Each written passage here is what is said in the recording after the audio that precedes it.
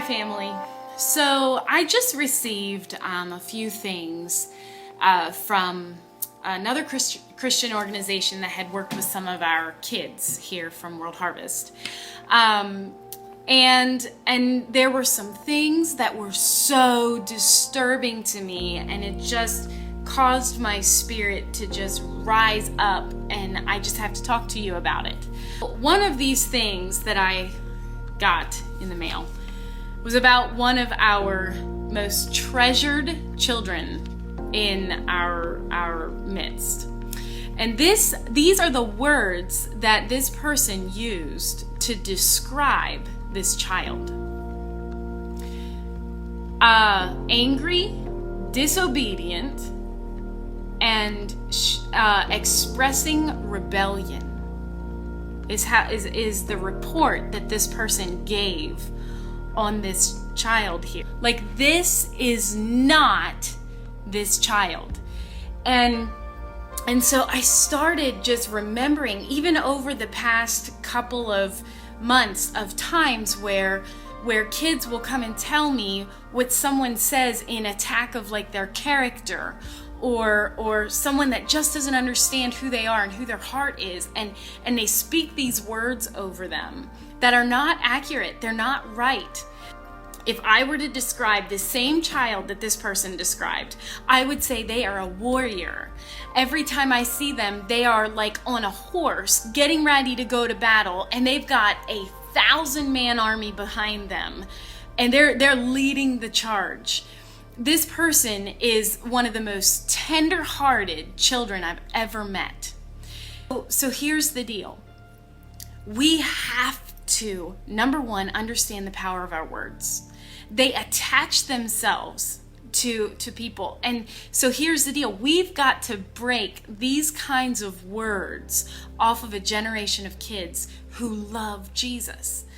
Number two, we have the responsibility and every right and the privilege to look at these children and see them with the eyes of Father, and see them prophetically, see them in the heavenly realm, who their original identity is in the Father. It doesn't mean that kids don't mess up. We all mess up. I mess up. That doesn't mean that my whole identity has become in the one time that I messed up.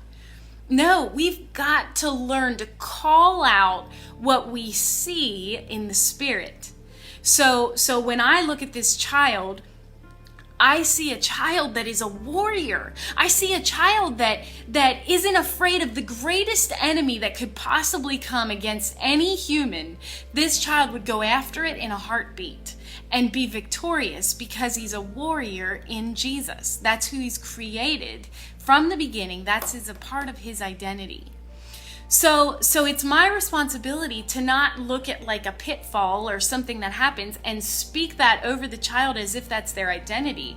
No, it is my responsibility to break those words off of that child and to speak into that child life and to speak into their life prophetically, and to speak into their life according to the identity that Father gave them from before they were ever in their mother's womb, when they were just a thought in the mind and in the Spirit of the Lord.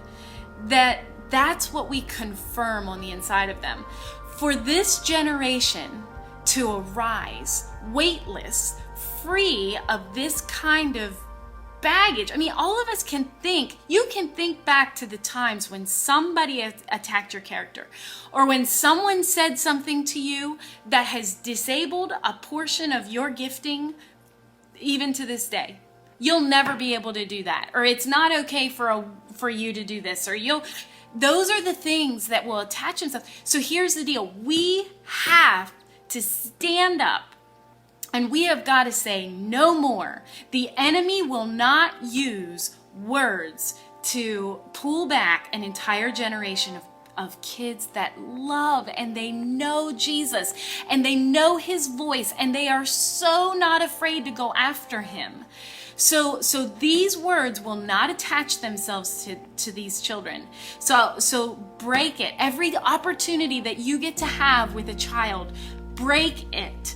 And then speak life. I mean, when you see them, hold their face, tell them who they are. When you're thinking about them, visit them with your spirit. Travel to where they are and speak to their spirit. You're not limited by proximity. You're not limited by this body right here.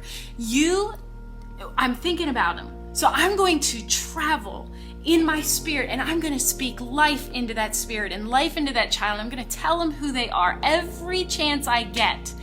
Because guys, this is the generation that'll see the Lord. They're so hungry. Blessed are the hungry, for they shall be full. Blessed are the pure in heart, for they will see God himself. So come together with me. Come together with me. I'm just so passionate about this, because when I saw this, I knew in the spirit that this is not okay, and this is something we have to come against. And we have the responsibility to break these words off of these kids' lives so that they can fly and not have to get through all the crap and all the insecurity and all the questions and all the woe is me and I'm a wretched sinner and all this. They don't have to go through that if we can just break these things off of them and speak to them what is life, to their spirits and their bodies and to their souls and their minds.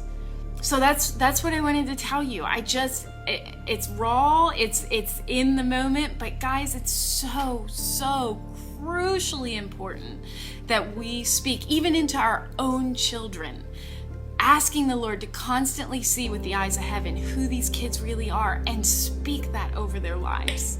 Understand the power of our words over a child's life.